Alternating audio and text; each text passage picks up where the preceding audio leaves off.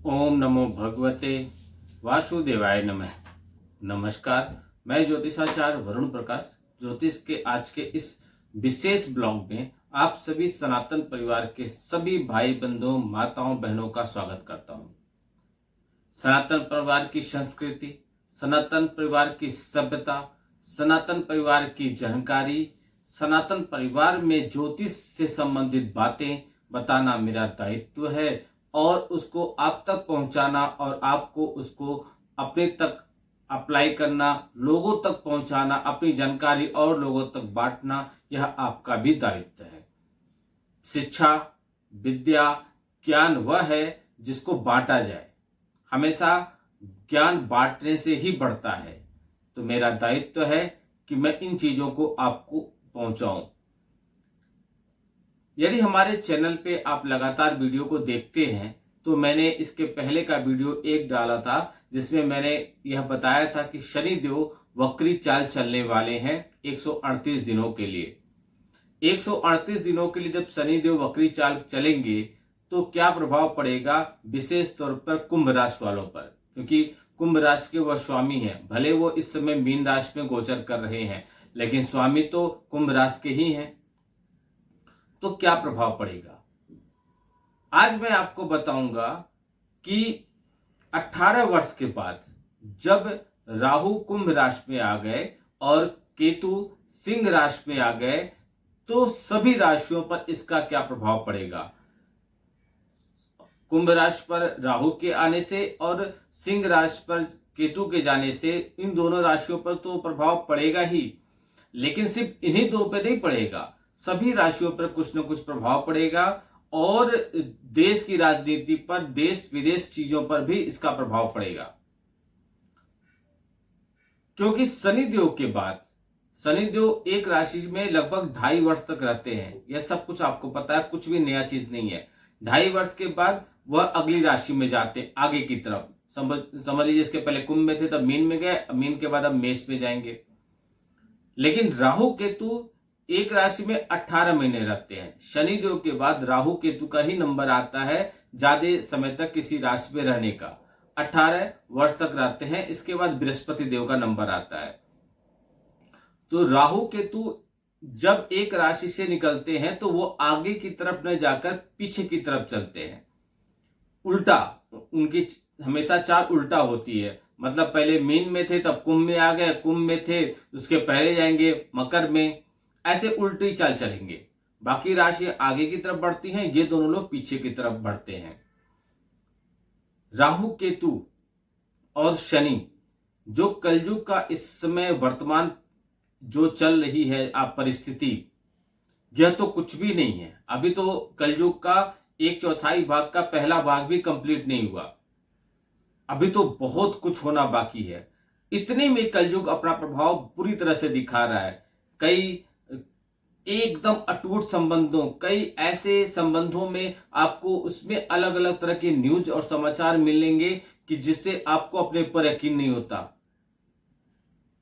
अभी कल मैंने एक न्यूज देखा कि एक महिला जिसकी उम्र लगभग 30 वर्ष की थी, उसको किसी 18 या 19 वर्ष के बालक से प्रेम हो गया। उसके चक्कर में उससे अपनी बच्ची का अनैतिकृत करवाया। बताइए, सोच के बोल के घृणा होती है, जवान कांपता है, हृदय व्याकुल होता है। और अभी कलयुग का ये तो सिर्फ शुरुआत ही है। तो ऐसे में राहु केतु और शनि का बहुत ज्यादा प्रभाव होता है। वैसे ग्रहों के राजा सूर्यदेव हैं। कई जगह, कई और जैसे लाल किताब है और जगहों पे यह बोला जाता है कि यदि राजा की जो राज चल रही है, यानी कि जो जहां पे राजा बैठ के सिंहासन पे अपनी प्रजा को बोलते हैं या उनके मंत्रीगण बैठते हैं, तो राजा अगर कुर्सी से उठ गया तो चीजें फिर खत्म हो जाती, फिर अगले दिन सभा बैठेगी। तो राजा सभा में बैठते हैं तब तक वो सभा चलती है, यानी कि तब तक लोगों का, मंत्रियों का प्रभाव रहता है, तब तक राजा आदेश देता है, लोग मानते हैं। ऐसे ही सूर्य जब तक हैं तब तक उनकी सभी ग्रहों का प्रभाव रहेगा। सूर्य अस्त हो गए तो सभी ग्रहों का प्रभाव कम हो जाता है। ऐसे कुछ और जगहों पे ऐसी मान्यता है, लेकिन वैदिक ज्योतिष में ऐसा नहीं है। लेकिन वैदिक ज्योतिष में एक ऐसा है, राजा को भी परेशान कर देते हैं राहु और केतु। राजा को ग्रहण लगा देते हैं राहु केतु, इतने पावरफुल हो जाते हैं कलयुग में ये। तो इस राहु केतु के बारे में आपको जानना बहुत जरूरी है, क्योंकि राहु केतु एक मायावी ग्रह है, एक छाया ग्रह है। यह कुछ भी कर सकते हैं, कुछ भी। पल भर में आपको राजा बना दे, पल भर में आपको रंग, पल भर में आपको एकदम समाज में मान सम्मान दिला दे, और पल भर में आपकी सब कुछ छीन ले, जेल यात्रा भी करा दे, कुछ भी करा सकते हैं, कुछ भी। और इसमें ये समय नहीं लगाते, ये नहीं सोचते समझने में समय, इनको तुरंत रिजल्ट देना है, अच्छा या बुरा जो भी रिजल्ट तुरंत देंगे। अब अच्छा देंगे, यह आपके कुंडली में ग्रहों की स्थिति कैसी है, राहु की स्थिति कैसी है, इस पे बहुत कुछ निर्भर करता है। क्योंकि आपके जन्म के समय जो बनी आपकी कुंडली है, वह आपके बारे में सब कुछ बताती है। ज्योतिषाचार्य कभी कुछ नहीं बोलते, जो बोलते हैं वह आपके कुंडली के ग्रह ही बोलते हैं। इस पे बहुत कुछ निर्भर होता है। तो चलिए आगे बढ़ते हैं। आपको पता ही है, राहु केतु का राशि परिवर्तन 18 मई के शाम को हो गया था। शाम का समय क्यों नहीं बता रहा हूं, क्योंकि अभी कोलकाता में जो समय होगा वो महाराष्ट्र में नहीं होगा, महाराष्ट्र में जो समय होगा साउथ में नहीं होगा, थोड़े समय का, कुछ मिनटों का अंतर होता है। जैसे शाम के समय मान लेता हूं मैं, लगभग 5 बजे के बाद का समय, कहीं 5:20 पे हुआ, कहीं 5:40 पे हुआ, कहीं 6 बजे तक हुआ। तो इनका ये 18 मई को राशि परिवर्तन हो गया। राहु केतु दोनों ही छाया ग्रह हैं, ये दोनों वक्री चाल यानी कि उल्टी चाल चलते हैं, विपरीत दिशा में चलते हैं, आगे बढ़ने के बजाय पीछे चलते हैं। इसीलिए तो ये मतलब ये इनकी क्या इनकी जो मनोवृत्ति होती है, ये राक्षसी प्रवृत्ति के इनकी कुछ मनोवृत्ति होती है। ये राक्षस थे ही, अमृतपान हो रहा था तो ये रूप बदल के वहां के बैठ गए, और ये सब सारी कहानी आपको पता है, इस पे आपका समय बर्बाद करने कुछ फायदा नहीं। तो जब मोहिनी अवतार भगवान विष्णु ने सर धड़ से अलग कर दिया सूर्य और चंद्रमा की शिकायत करने पर, तो जो सर हुआ वह राहु कहलाया, धड़ हुआ वो केतु कहलाया। ये सब कुछ आप जानते हैं। कुछ नया बताने की कोशिश मैं कर रहा हूं वैदिक ज्योतिष में, जो आप तक नहीं पहुंच पाई। ज्योतिषीय गणना के अनुसार शनिदेव के बाद राहु केतु सबसे ज्यादा दिनों तक किसी एक राशि पर विराजमान होते हैं। अब कुंभ राशि वालों की देखिए विडंबना, उनके ऊपर अभी तक शनि थे, 29 मार्च को शनि निकलकर कुंभ राशि में गए तो राहु आ गए। मतलब तकलीफों का अंत निश्चित दिख ही नहीं रहा है। लेकिन अच्छी बात है कि जो अभी 14 तारीख को बृहस्पति का गोचर हुआ था, इससे कुछ उनको पॉजिटिव रिस्पांस मिलेगा, अन्यथा जो जैसा चल रहा था उससे भी बुरा होने की संभावना है। यह सब कुछ निर्भर है आपकी कुंडली में ग्रहों की स्थिति पे। जो मैं अभी बता रहा हूं यह आपके नाम राशि, आपके चंद्र राशि पे आधारित है। तो चलिए, इसके पहले राहु मीन राशि में और केतु कन्या राशि में थे, लेकिन अब वह राशि परिवर्तन करके 18 मई को उल्टी चाल चलते हुए सिंह और कुंभ राशि में प्रवेश करके हैं। कुंभ राशि के स्वामी शनि है और वह सिंह राशि के स्वामी सूर्य है। 12 जो राशियां होती हैं उसमें अगर देखा जाए तो सबसे दृढ़ इच्छा शक्ति वाले, सबसे मजबूत, सबसे मतलब ताकतवर सिंह राशि वाले ही होते हैं, क्योंकि जिसके राशि स्वामी सूर्य है वो हमेशा चमकेगा ही। लेकिन वह भी निर्भर होता है कि आपकी कुंडली में ग्रहों की स्थिति कैसी है, मैं बार बार कह रहा हूं। तो ये गोचर हुआ है, इसका ज्यादा प्रभाव पूर्वोत्तर और दक्षिण भारत में देखने को मिलेगा, नॉर्थ ईस्ट में और साउथ में। आने वाले 2 महीने में भारत की राजनीति, विदेशी नीति और युद्ध नीति में बदलाव आपको दिखाई पड़ेगा। 29 मार्च को शनि ने मीन राशि में प्रवेश किया था, अब राहु कुंभ राशि में प्रवेश किए हैं और केतु सिंह राशि में। तो अभी जो राहु का, शनि और राहु का जो द्वादश योग बनेगा, जिससे विश्व राजनीति में उथल पथल निश्चित होनी है, इसका असर बाजार पर, व्यापार पर भी दिखाई देगा। व्यवसायिक, न्यायिक, संवैधानिक मामलों में भी कई तरह के आपको निर्णय बनते, बिगड़ते, लेते दिखाई पड़ेंगे। मंगल और राहु के बीच खड़ा अष्टक योग बनने से युद्ध की मानसिकता वाले देशों के लिए यह समय बहुत ही ज्यादा महत्वपूर्ण है। यानी कि मैं सारांश में कह दूं, जो ऑपरेशन सिंदूर चल रहा है इसको आप समाप्त मत समझिए। यह युद्ध होगा ही होगा। ये जो राहु और जो बन रहा है, राहु और मंगल का जो योग बन रहा है या शनि राहु का योग बन रहा है, यह योग राजनीतिक, सामाजिक, प्रशासनिक चीजों में बदलाव आपको निश्चित तौर पे दिखाई देगा। कलयुग में राहु के बारे में मैंने आपको पूरा बता दिया। आप राहु के लिए यदि आप चाहते हैं राहु कैसे भी आपकी कुंडली में हो, लेकिन हमेशा आपको आपके पक्ष में फैसला दें। राहु वह है कि राहु को आपने फेवर में कर लिया और आप कहीं गए, कोई लॉटरी खरीदे, टिकट खरीदे, तो वह राहु जिता देंगे। मानने वाला आपको धन कमाने में राहु ज्यादा समय नहीं लगाएंगे। ये नहीं कि 1 महीना तक नौकरी कीजिए फिर आपको वेतन मिलेगा, राहु तुरंत दे देंगे। उनको अपने पक्ष में करना, उनको अपने पक्ष में कैसे करना है, इसके लिए मंत्रों का जाप होता है। आप हमारे कार्यालय में संपर्क कर लीजिए, आपको वहां बता दिया जाएगा, शुल्क भर के आपको मार्गदर्शन दे दिया जाएगा और आपके फेवर में राहु को कर दिया जाएगा। यह आपके नाम से, आपके गोत्र के अनुसार होगा और बकायदे उसका वीडियो भी आपको दिया जाएगा, जिससे विश्वास हो। क्योंकि ज्योतिष में आजकल लोग झोला छाप की डॉक्टर की तरह बहुत ज्योतिषाचार भी हो गए हैं, जो अल्प ज्ञान वजह से सिर्फ धनोपार्जन करने के लिए बना के रखे हैं। अर्थात आप समझिए, एक उदाहरण के तौर पे कि एक पोटली बनाकर घर के किसी कोने में रखने से आपको धन मिल जाएगा? किसी पात्र में पानी भर के रखने से क्या आपको धन मिल जाएगा? आप लाल पीले हरे कलम से अपने हाथों पे कुछ अंक लिखे या कुछ लिखे या कुछ चिन्ह बनाए, क्या उससे आपको धन मिल जाएगा? या कुछ चीजों को जैसे जल प्रवाह करने से, कुछ ऐसे करने से आपको धन मिल जाएगा? नहीं मिला होगा। यह सिर्फ वीडियो को प्रचार करने का एक माध्यम है। कुछ हट के बताना है, कुछ अलग बताना है, जब भी तो मेरी पहचान समाज में होगी। बस यही उद्देश्य है उनका, और वीडियो का व्यू बढ़ाना है, जिससे उनको उस ज्योतिषाचार को कुछ अन्य माध्यमों से पैसे आ जाए, सोशल मीडिया के माध्यम से। नहीं होता। और ऐसे ज्योतिषाचार लगभग 80-90% खुद में ही परेशान है, उनको भी धन नहीं मिला है। और यदि इन्हीं उपाय करने से सबको धन मिल ही जाए तो समाज में कोई गरीब रह ही नहीं जाएगा, क्योंकि स्मार्टफोन सबके पास है। और यदि मेरे पास नहीं है तो मेरे भाई बंधुओं के पास है, वीडियो में देख रहा हूं, उपाय कर सकता हूं और सबको धन मिल जाए। गरीब कोई रह ही नहीं जाएगा, पैसे की वैल्यू खत्म हो जाएगी।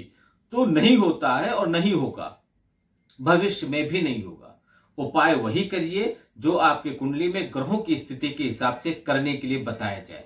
ग्रहों को आप मजबूत करेंगे, जो आपकी कुंडली में ग्रह कमजोर है उनके लिए आप कोशिश करेंगे, तभी आपको लाभ मिलेगा। अन्यथा करते रहिए।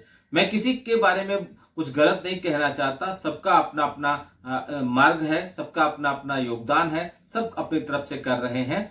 सब जैसा है सब उत्तम है। मैं अपनी बात कहूंगा, क्योंकि मेरा काम है कि गलत न जानकारी दी जाए, झूठ न बोला जाए। तो जो भी आप पूजा कराएंगे हमारे कार्यालय से, वह आपको दिया जाएगा, जिससे आपका विश्वास हमारे सनातन धर्म पे बना रहे। मैं नहीं चाहता किसी भी वजह से हमारा सनातन धर्म का मस्तक, उसका सर झुके। अब समझिए राहु केतु का जो गोचर हुआ था, इसका असर देश दुनिया पर क्या पड़ेगा। उसके बाद राशियों पर बताऊंगा, अंत में उपाय बताऊंगा जो आप कर सकते हैं। और बहुत ज्यादा प्रॉब्लम है तो आप हमसे पूजा करा लीजिए या हमसे मार्गदर्शन प्राप्त कर लीजिए कुंडली दिखा के। तो देश दुनिया के प्रभाव की बात करें तो राहु केतु जब राशि परिवर्तन करते हैं तब इसका प्रभाव निश्चित तौर पर देश दुनिया पर पड़ता ही पड़ता है। राहु केतु के गोचर से कई तरह की प्राकृतिक उथल पुथल होगी। मैं कई बार बताया हूं, 2025 की जब मैं शुरुआत हुई तब भी 2025 के कुछ 20 भविष्यवाणियां बताया था। तब भी बताया था कि नॉर्थ ईस्ट में रहने वाले लोग, पर्वतीय क्षेत्र में रहने वाले लोग विशेष तौर पर सावधानी बरतिएगा, क्योंकि अर्थक्वेक, भूस्खलन, इन सब चीजों की संभावना रहेगी। जहां पे गर्मियां ज्यादा पड़ती हैं, जो गर्म क्षेत्र हैं, वहां गर्मी का प्रकोप और बढ़ेगा। राहु केतु की वजह से वर्षा वहां पे कम होगी। देश दुनिया में राजनीति अपने चरम पर होती है और इस वर्ष होगी भी। एक दूसरे देशों में तनाव बढ़ेगा। रूस यूक्रेन और आपका जो चल रहा है फिलिस्तीनी और इजराइल का, भारत पाकिस्तान में भी आपको तनाव बढ़ते हुए दिखाई देगा। राजनीति के क्षेत्र में उतार चढ़ाव बना रहेगा। रोग कुछ नए नए बढ़ेंगे। मैंने पहले बताया था, आप जाके वीडियो देख सकते हैं कि कोरोना जैसी कुछ महामारी फिर से उत्पन्न होगी। अब देखिए वो उसका कुछ न्यूज मिलने लगा और ये बढ़ेगा।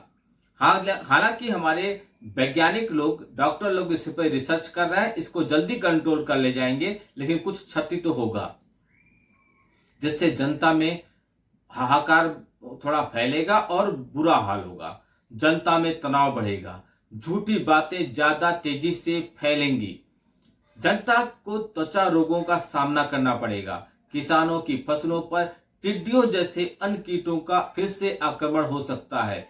किसानों को अतिरिक्त सावधानी बरतनी चाहिए। खाने पीने की वस्तुओं की कमी तथा उनके कीमतों में वृद्धि दिखाई पड़ेगी। पेट्रोल डीजल के कीमतों के बढ़ने के बाद जरूरी उपभोक्ता वस्तुओं के मूल्यों में भी इजाफा आपको दिखाई देगा। जनता परेशान हो रहेगी। दुनिया भर में गेहूं तथा अनाजों की कीमतों में वृद्धि होगी।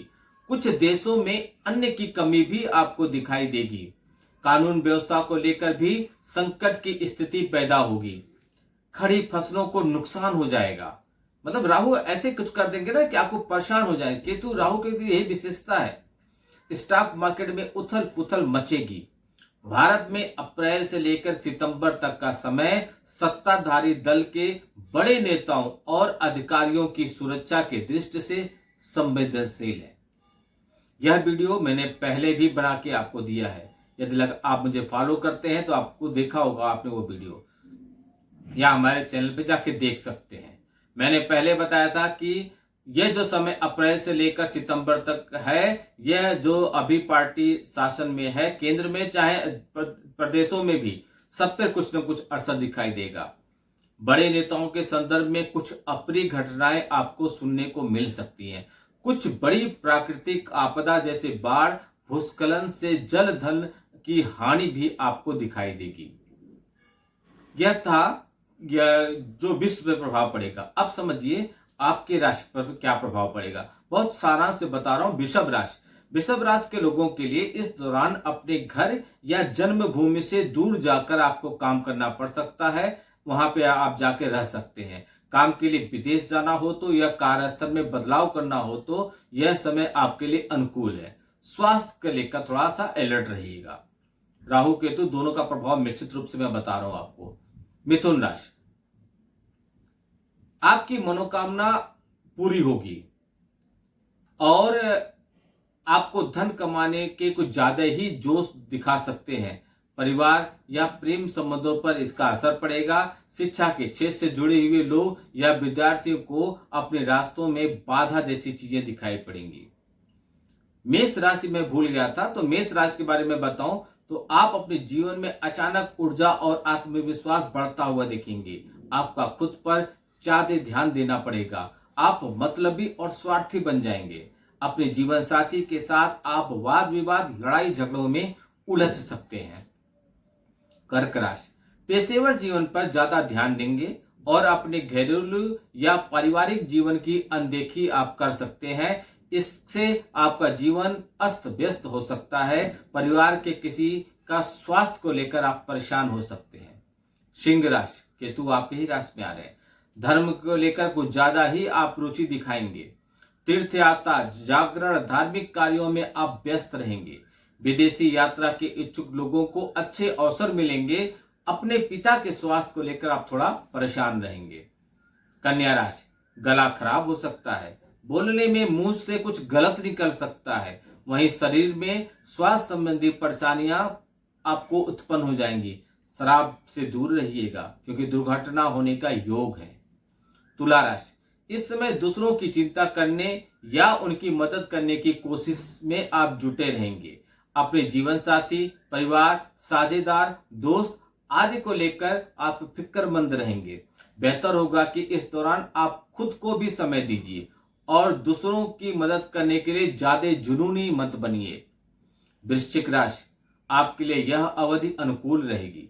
किसी विवाद या कानूनी मामले से जुड़ रहे हैं तो उसका परिणाम आपके फेवर में आ सकता है, ऐसी संभावना है। परिणाम आपके पक्ष में आएगा, ऐसी पूरी संभावना है। 12वें भाव में केतु का गोचर आपको आध्यात्म की तरफ झुकाएगा। धनुराशि, कला, संगीत, क्रिएटिव फील्ड से अगर आप जुड़े हैं तो आपके लिए समय बेहद ही शानदार है। संतान का भाव भी यह है, इसलिए इस दौरान गर्भवती महिलाओं को आप विशेष ध्यान दीजिएगा। शिक्षा के क्षेत्र में कुछ गलत फैसले आप पर भारी पड़ सकते हैं। मकर राशि, व्यवसायिक ढंग से कार्य करिए। माता से संबंध बिगाड़ सकते हैं आपके, लेकिन भौतिक सुख सुविधाओं में वृद्धि करेंगे। अपने जीवन को व्यवस्थित रखिए और गलत काम मत कीजिए, क्योंकि इस अवधि में किसी भी गलत कार्य का आपको तुरंत रिजल्ट मिलेगा, फौरन सजा मिलेगा। कुंभ राशि, संचार की नई कला सीखने में आप कामयाब होंगे। आपकी वाणी संतुलित और प्रभावी होगी और आप किसी को भी अपने विचार से प्रभावित कर सकेंगे। अपने शानदार संचार कौशल से आप अपना कोई भी अटका हुआ काम पूरा करवा सकते हैं। अंतिम राशि मीन राशि, आप ज्यादा खान पान के पीछे ही आपकी इच्छा रहेगी। इस वजह से स्वास्थ्य संबंधी आपकी कुछ परेशानियां बढ़ेंगी। दुर्घटना होने की संभावना है। इस दौरान गलत कदमों का व्यवहार की वजह से, आपके गलत वाणी के व्यवहार की वजह से आपकी छवि खराब हो सकती है। इन सभी चीजों से बचने के लिए आप उपाय कीजिए। सभी लोग, जिन जातकों की कुंडली में राहु केतु अशुभ प्रभाव दे रहे हैं, उन्हें इससे बचने के लिए शनिदेव और भैरव भगवान का पूजा अर्चन करना चाहिए। हनुमान चालीसा का पाठ राहु केतु का प्रभाव कम कर देता है। जरूरतमंद लोगों को काले कंबल और जूते चप्पल बांट दीजिए। किसी मंदिर में पूजन सामग्री आप बांटिए। माता दुर्गा की पूजा अर्चना करिए और नाग पर नाचते हुए श्री कृष्ण जी की भी पूजा कीजिए और ओम नमो भगवते वासुदेवाय मंत्र का अधिक से अधिक जाप कीजिए। यह था राहु केतु जो अभी गोचर किए हैं। सिंह राशि में राहु और कुंभ राशि में राहु और सिंह राशि में केतु, इसका प्रभाव आपकी राशि पर कैसा पड़ेगा, किस दिशा में आप जा सकते हैं, क्या करना पड़ेगा, देश समाज पर क्या प्रभाव पड़ेगा, इसकी विस्तृत जानकारी। आप भी समय व्यर्थ मत कीजिए, उठाइए फोन, संपर्क कीजिए। बहुत मामूली शुल्क है, मैं इतना ज्यादा नहीं शुल्क लेता हूं जिससे कि और लोगों यहाँ तो 10-10 हजार, 20-20 हजार, 5-5 हजार रुपया फीस लेते हैं, लेकिन मैं वो सब नहीं करता। मैं उतना ही लेता हूं जिससे आदमी परेशान है, उससे आप और भी पैसा धन लेंगे तो क्या लाभ मिलेगा, आपके ग्रह खराब होंगे। तो उठाइए फोन, संपर्क कीजिए। आपका दिन शुभ हो, भगवान भोलेनाथ का आशीर्वाद आप पे बना रहे। नमस्कार, जय श्री राम।